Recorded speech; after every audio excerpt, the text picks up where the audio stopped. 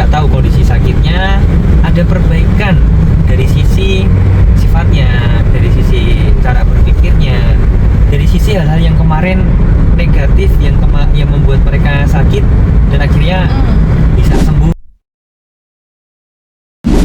Ya misalkan kayak pengobatan alternatif gitu ya, orang dianggap sebagai orang pintar gitu ya. Ya di luar memang apa ya, Gusti Allah mungkin sudah memberikan mereka kelebihan. Ya, kita juga nggak tahu di belakang mereka tiragatnya seperti apa gitu kan.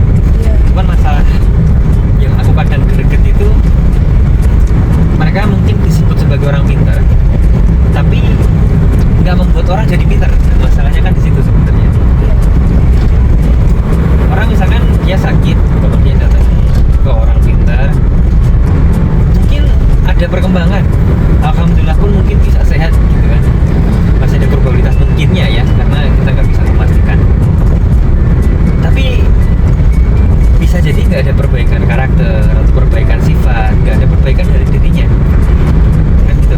Nah sementara metode yang kita gunakan di smcare.id ini justru agak sedikit bukan sedikit ya, kebanyakan berkebalikan dengan yang pada umumnya itu. Justru kita pengen teman-teman akhirnya bisa paham dirinya sendiri, bisa tahu kondisi sakitnya, ada perbaikan dari sisi sifatnya, dari sisi cara berpikirnya, dari sisi hal-hal yang kemarin negatif yang membuat mereka sakit dan akhirnya bisa sembuh, bisa saja dapat perkembangan yang baik. Jadi ada kayak transformasi. Ya, ibarat kata tuh ulet itu menetas jadi kupu-kupu, nggak jadi ulet kepompong terus kan harus ada progresnya, bertransformasi. Nah sebenarnya itu yang kita harapkan di SMK tadi. Nah maka itu anekdot yang tak sampaikan tadi, banyak orang pintar cuman sayangnya nggak membuat orang jadi pintar.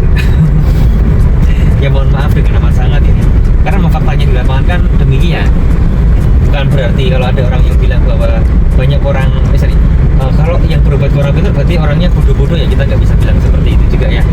Mereka seperti itu karena ya tentu kondisi sakitnya mungkin sudah parah, mereka sudah sampai level putus asa, frustasi, capek, lelah, mungkin sudah semua cara juga sudah dicoba, dan ya kalau bahasanya sih ini ikhtiar lagi ibarat katakan gitu.